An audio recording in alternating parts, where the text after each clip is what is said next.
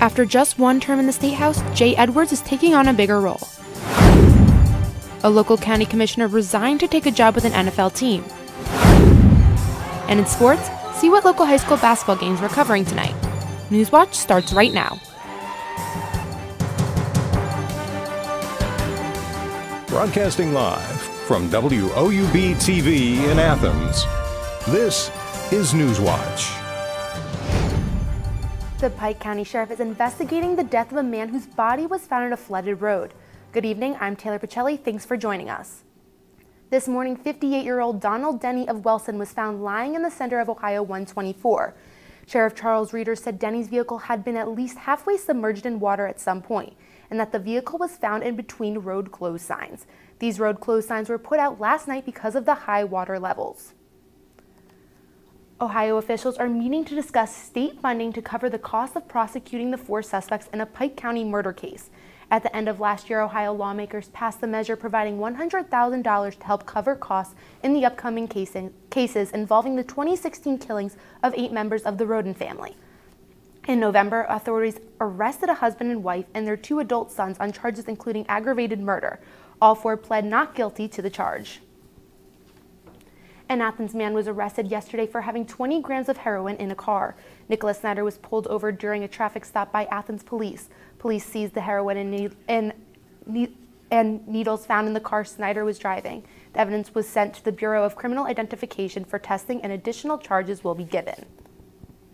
An Alabama teenager is accused of abducting another teenager from West Virginia. 19-year-old Yashar King was arraigned on an abduction charge Wednesday in West Virginia. King allegedly met the 14-year-old January 26th and claimed he didn't know the girl's age and said he'd bring her home from Kentucky. Vienna police found them in South Carolina. Singh was jailed on a $300,000 bond yesterday evening. An Athens County native now has a bigger role to play in state government. State Representative Jay Edwards was elected as the Ohio House Majority Whip. A Republican from Nelsonville, Edward now becomes the 4th-ranking member in his party's state leadership. In a statement with WOUB, Edwards says he's honored for such a position at this point in his political career. Be in a leadership position just in my 2nd term is kind of something at my age, and just out of my 1st term into my 2nd term is something very unusual. First couple of years, I've gained a lot of respect by my colleagues, and it just means a lot. Edwards will serve as the Republicans' majority whip through the end of 2020. Mike Bartram has resigned as Meigs County Commissioner to take a job with the Philadelphia Eagles. Bartram, who played in the NFL, will be joining the coaching staff as an assistant. He was optimistic about the future of Meigs County. We're going to miss it, but we know that they're going to be fine, and they're going to continue to carry the torch, and they're going to make it even better than when we were there. So that's how we have to look at it. The Athens Municipal Arts Commission is looking for an artist to paint 2 murals on the wastewater treatment plant. The city has allocated $3,000 for the artist to paint the murals on 2 clarifiers that face the bike path. The deadline to apply is March 1st by 4 o'clock. Applications can be found on the city's website and can be mailed to Arts West. A flood warning is in effect for many southeastern Ohio counties. Athens, Jackson, Meigs, Vinton, and Morgan County will be under a flood warning until 11 tonight. Flooding is expected in Athens, Marietta, Belpre, Jackson, MacArthur, Albany, Coolville, Nelsonville, Wellston, and Pomeroy. Conditions are elected to improve at around 7 a.m. tomorrow.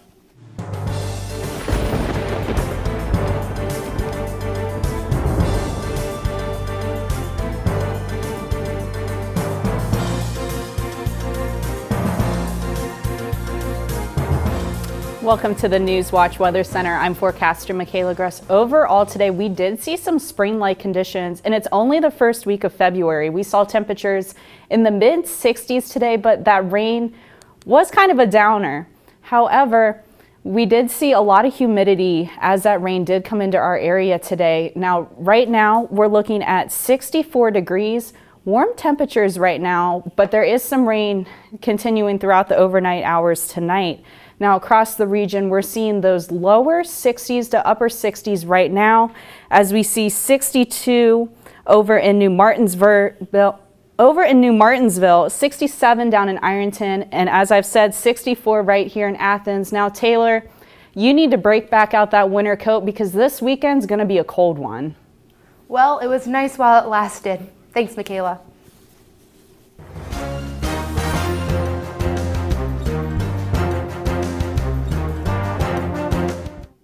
An Ohio woman is in trouble with the law after more than a dozen children became exposed to drug-tainted candy.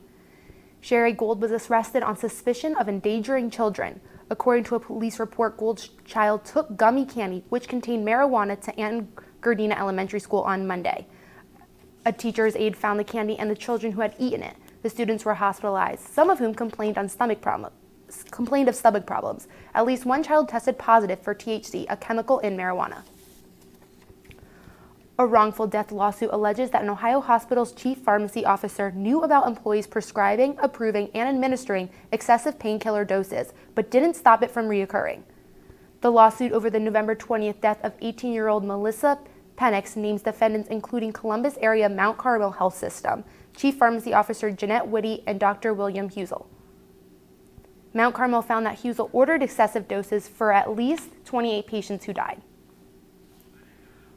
100 new technology jobs will be coming to Charleston. News outlets report that New York-based company Infor will be opening an office in Charleston. The company plans to partner with Marshall and West Virginia State University to develop a pipeline for workers. The company did not say when they would open. A public hearing on an education bill in West Virginia is set for next week. Today, House Speaker Roger Hanshaw requested the hearing to, quote, allow those on the front lines of our education system to weigh in. The hearing will be at 8 a.m. on Monday. Some opponents say the Senate's version of the bill passed Monday is retaliation for last year's teacher strike, while the House version will no longer require teachers to sign off annually on union dues. West Virginia firefighters are investigating 2 more suspicious fires. The Herald Dispatch reports that one of the fires took place today in a home where the family had already been displaced due to a fire at a neighboring home.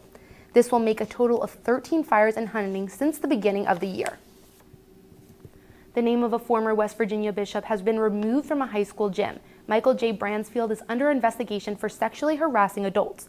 Wheeling Central Catholic High School's board of directors voted to remove his name from the gym. Bransfield's name also is removed from a care center at Wheeling Hospital. The number of white-tailed deer killed in Charleston, West Virginia has gone up compared to a year ago. The Division of Natural Resources says the hunters killed over 100,000 deer in 2018. This is 700 more deer than in 2017. In the traditional buck firearms season, 44,000 were killed. The most deer have been killed in Preston, Randolph, Jackson, and Upshur counties. The ongoing controversy surrounding Virginia Governor Ralph Northam leads to a civil rights leader speaking out. These stories and more when Newswatch returns.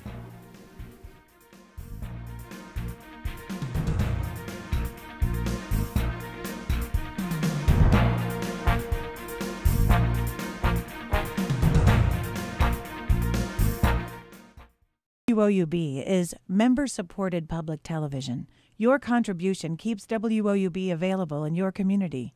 Become a member with a gift of $60 or more for access to stream more than 1,000 of your favorite PBS programs through WOUB Passport.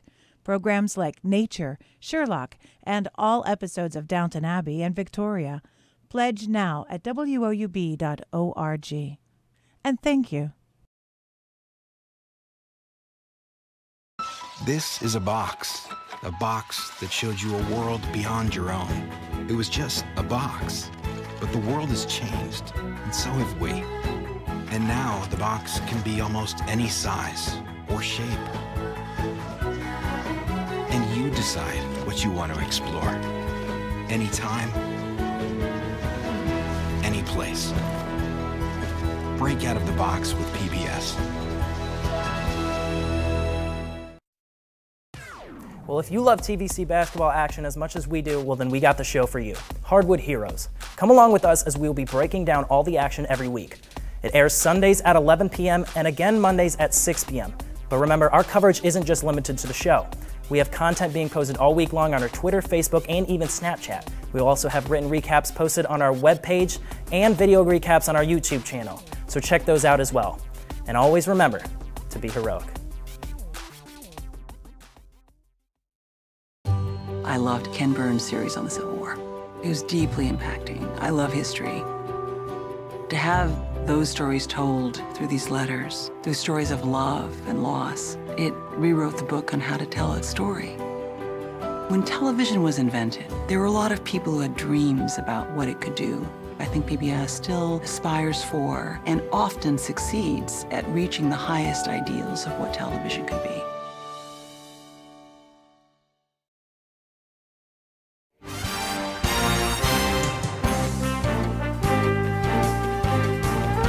In response to the ongoing controversy over a photo that shows Virginia Governor Ralph Northam in blackface, civil rights leader Al Sharpton led a discussion on what photos like that symbolize.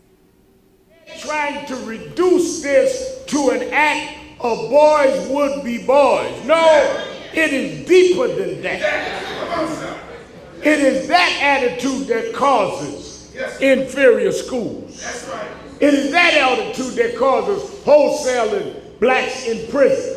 It is that attitude that causes a disparity in health conditions. Because if you can mock us, then you can legislate and govern against us, and nobody will care. Northam met with other black leaders at the governor's mansion Wednesday. He has so far refused to resign from office despite public outcries from fellow Democrats urging him to do so. Border security is top of mind for both President Trump and Congress. This, as lawmakers held a hearing today on family separations at the border and another migrant caravan made its way to a Texas port of entry. Mary Maloney has a report from Washington. Troops stand guard as a massive migrant caravan arrives at the U.S.-Mexico border. We've come in search of something better for our family. Nearly 2,000 people want to seek asylum and enter the United States through Eagle Pass, Texas. But U.S. Customs and Border Patrol says it can only process 16 to 20 people per day. At this point, the system is at a total capacity. Texas Governor Greg Abbott sent about 500 state troopers to the border, and the Pentagon moved about 250 military members to the Eagle Pass area. Border security is a sticking point for Congress and the president. A funding deal needs to be reached by next Friday before part of the government shuts down again. We need border security. We have to have it. It's not an option. Let's see what happens. Lawmakers are also looking into the Trump administration's zero-tolerance illegal immigration policy, which forced thousands of migrant children from their families at the border. I do not believe that separation of children from their parents is in the best interest of the child. Last year, the government said more than 2,700 children were taken from their parents at the border. But this year, a Health and Human Services Inspector General report found that number was wrong, and thousands more families were actually separated. To be clear, what happened to these children should never happen in this country. In Washington, I'm Mary Maloney. Family separations at the border have dominated headlines since early 2018. Reports show that marriage leads to another health benefit. That story's still ahead. And coming up in my full forecast, we'll talk about the rain that's going to finish out Thursday, how those temperatures are going to drop, and then we'll take a look at the weekend outlook. But now here's a look at stocks of local interest.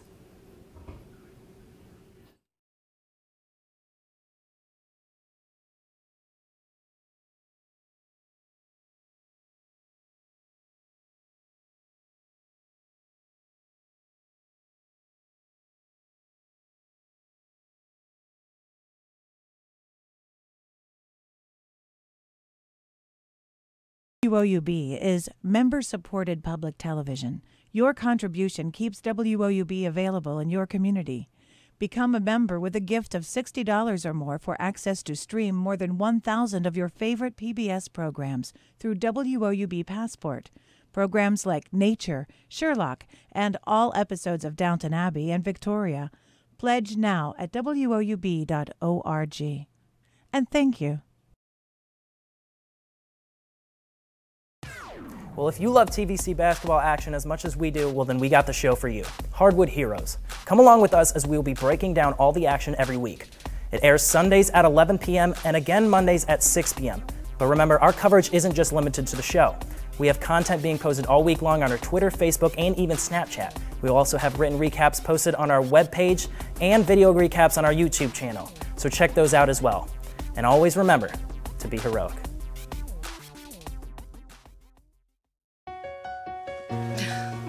What are you doing? Possibilities. Your day is filled with them. Reach up, energy in the fingertips, collapse. TV, play Downton Abbey. And PBS helps everyone discover theirs.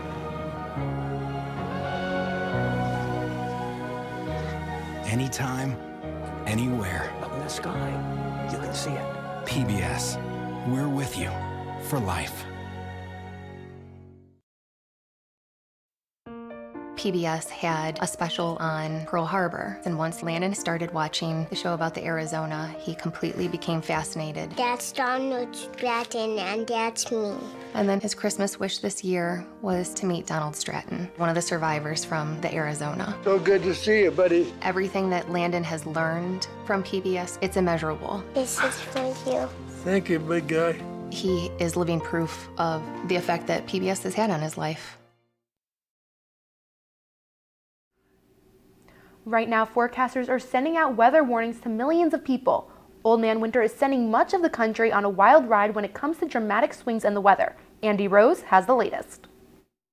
A scary crash caught on camera. A school bus in Kansas City, Missouri hit a patch of black ice, losing control and flipping over with 3 students on board. Luckily, no one was seriously hurt. Right now, millions of people from Seattle to New York are bracing for round 2 of brutal winter weather. Some of the heaviest snow expected in Iowa, Wisconsin, and Minnesota.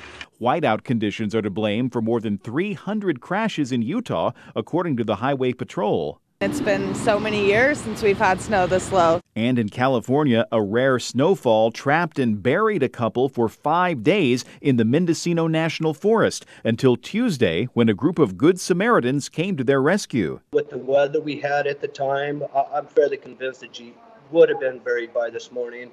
How long they would have made it, I don't know. In the East, Patriots fans are feeling the cold shoulder from Mother Nature right off their hot Super Bowl victory. This flag frozen solid from freezing rain in upstate New York, and homes near Buffalo had to be evacuated after an icy creek burst its banks, flooding a neighborhood nearby. I'm Andy Rose reporting. Now we head over to weather to see what we can expect going into the weekend. Michaela? Thanks, Taylor. Currently, we're looking at 64 degrees here in Athens. We are seeing those warm temperatures, and there's a little bit of light rain out there as we're making our way out there tonight. Now, as we take a look, here's that watches and warnings map that we've been keeping a key eye on for the past couple of hours. Now, right now, Athens is under a flood warning, which indicates that there will be some heavy rain making its way through the region tonight into early morning hours tomorrow, which will expire at 11 p.m. But right after that expires, we're then followed into a flash flood watch. Basically, this watch is saying, hey, even though it may not be as bad flood-wise, there's still a potential for it. So make sure that you are alert, and if you do see any high waters, drive away from them, not towards them. Now, as we take a look at why this is happening, we're seeing this low pressure system, which is associated with Winter Storm Lucian. Now, on the backside, we're seeing that snow. That's what the mid-U.S. has been impacted with the past couple of days. But as for us, we're just seeing the rain, the warmer temperatures, and the humidity. Now, as you take a look at tomorrow, Ohio, we're seeing pretty much no precipitation, but those temperatures will begin to drop back down.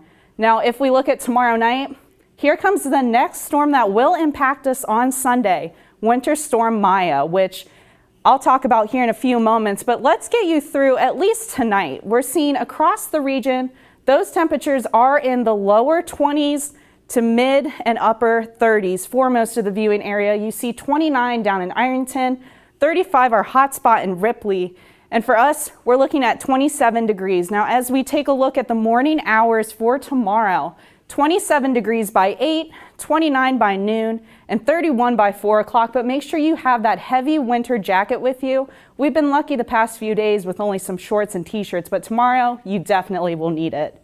We're seeing 31 degrees, partly cloudy conditions, but it is going to be very windy tomorrow. We're expecting winds out of the west at 15 to 25 miles an hour. Now, across the region tomorrow, those temperatures aren't in the 60s anymore. We're seeing those lower 30s and upper 20s for most of the area, 39 down in Ripley, 28 up in Newark, and 31 here in Athens for tomorrow. Now, as we take a look at Friday, we're seeing, as I've said, 31 degrees. We bump up a little bit on Saturday to 32, but here's when the next winter storm is going to affect us, is on Sunday. We're going to see rain throughout the midday on Sunday, which will transfer over into a wintry mix, maybe some ice, maybe a little bit of snow accumulation also with this system. And back to you, Taylor. Thanks, Michaela. Hold on to the ones you love. Well, according to new research, if you're married, you may be physically able to hold on a little tighter. Meredith Wood explains in today's Health Minute. Being married makes you walk faster and gives you the ability to hold on tighter. That's according to new research published in the journal PLOS ONE. Several previous studies have shown that married people do tend to be healthier and live longer, but not much was understood about how physical health factored into that. So for this study, researchers focused on two things: walking speed and grip strength. According to the team, walking speed can be a good measure of overall health, and grip strength reflects upper body strength. From the two previous studies, they examined men who were in their first marriage walked 4 inches faster per second than never married men. For women, those in their first marriage walked 2 to 3 inches per second faster than unmarried women. But when it came to grip strength, the difference was only noticeable in men. Men who were in their first marriage or had remarried had stronger grips than their single counterparts. For today's Health Minute, I'm Meredith Wood. Good evening, News Watchers. I'm Blake Baker. Let's talk some sports. A pair of Bobcats will be representing America on the world stage. I'll reveal exactly who after the break. And two powerhouses play host on the Hardwood tonight. See where Hardwood Heroes will be visiting when Newswatch returns. And stay tuned to WOUB. Here's a look at what's coming up tonight on your public television station.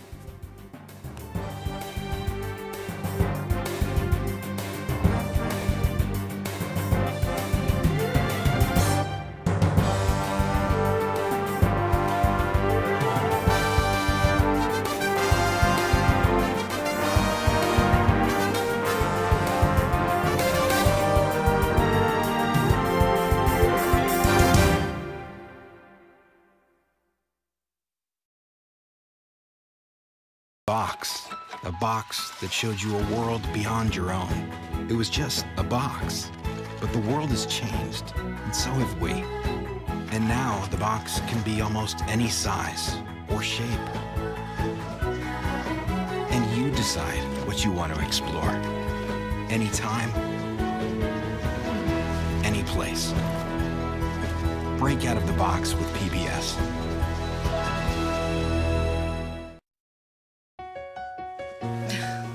What are you doing? Possibilities. Your day is filled with them. Reach up, energy in the fingertips, collapse. TV, play Downton Abbey. And PBS helps everyone discover theirs.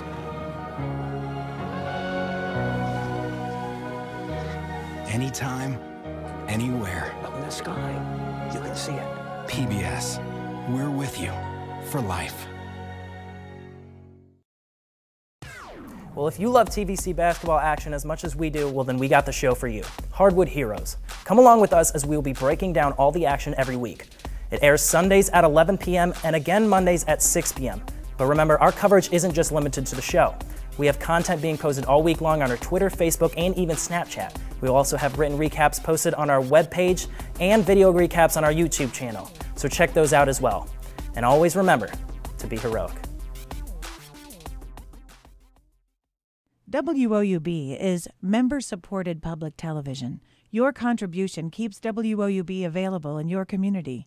Become a member with a gift of $60 or more for access to stream more than 1,000 of your favorite PBS programs through WOUB Passport.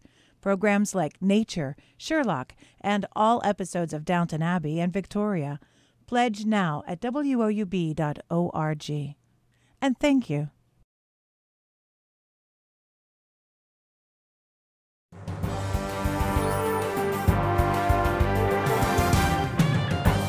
Welcome back, News Watchers. I'm Blake Baker. Two Ohio hockey players will trade their green and white for the red, white, and blue come March 1st. Yesterday, the U.S. named its national university hockey team, and two Bobcats made the cut. Jacob Houston and Gianni Evangelisti are 19th and 20th Bobcats selected for the team since 2001. Each has scored more than 30 points this season and are the only Bobcats to reach that mark so far. And their head coach, Sean Hogan, is no stranger to the World University Games, having now coached 8 Bobcat representatives and the USA team in 2017. So those two will do some heavy travel, but for the 3rd straight game, Ohio women's basketball played at home against a MAC opponent. Last night, the Akron Zips came to town, and the Cats took them down. It was all about the Bobcats from the jump. Here's the offense penetrating. Amani Burke with the dish, Dominic Dosick with the swish. The points just kept on coming after that. Here's in the second quarter, Amani Burke, she had a record weekend from the three-point line, but on the drive, just gets that one to fall and puts her team up 19. Then we flash forward to the 3rd quarter. Here's Burke again, this time the jump stop and the find. Kendall Jessing will put that one in with the left. Now they go up 20, but Erica Johnson was the real star in this one. You're going to see her 22nd and final point on the night. The Bobcats led for all but 19 seconds in this one, and they go on to win 92-70. Now, Mother Nature canceled last night's high school action, so to make up for it, Hardwood Heroes is visiting a pair of powerhouses tonight. Wahama's girls have lost 3 straight games, but they'll cross the border to face Hocking-leading Waterford. And the TVC Ohio title race is now out of reach for Alexander, but the Lady Spartans are still playing for postseason seeding as they host Nelsonville York. Then we'll round out our hoops talk with the Ohio men. The offensive woes continued last Saturday against Akron when only Jason Carter scored a double figures. The Bobcats have now scored 60 or fewer points in 4 of their last 6 games, and 4 of those were home games.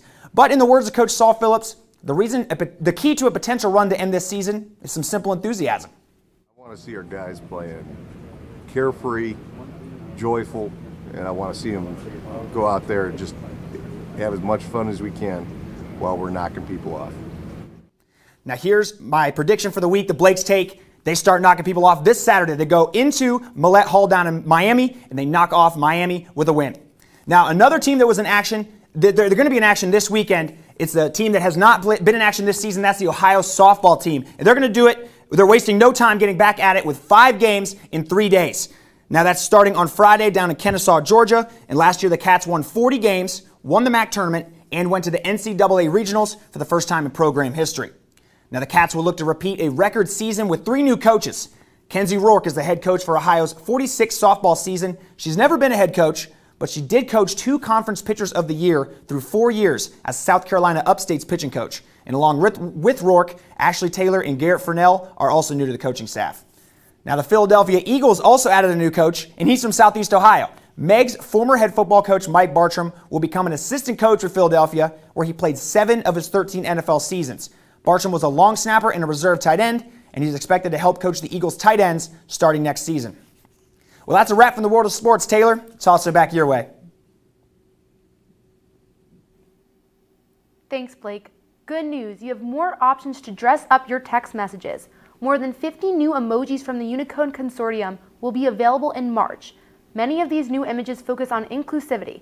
The new emojis show blind and deaf people, and also people with wheelchairs and prosthetic limbs. The update will also give people the ability to select the race and gender for couple emojis. Now for tomorrow, we're looking at 31 degrees, windy conditions, but it will be partly cloudy for most of the day tomorrow. Looking across the region, we are seeing those upper 20s and mid 30s for most of the week. Now, as we look at the weekend, we're seeing 32 degrees on Saturday, 41, and that rain is back in the forecast for Sunday, Monday, Tuesday, but look at Wednesday. We're seeing those temperatures will dry out as we hit 39 degrees on Wednesday, and by Thursday, 42 and partly cloudy. Taylor? Thanks, Michaela. And that does it for our broadcast this evening. Thanks for watching. I'm Taylor Pacelli. Stay tuned for the PBS News Hour coming up next. And remember, you can find the latest news anytime at WOUB.org.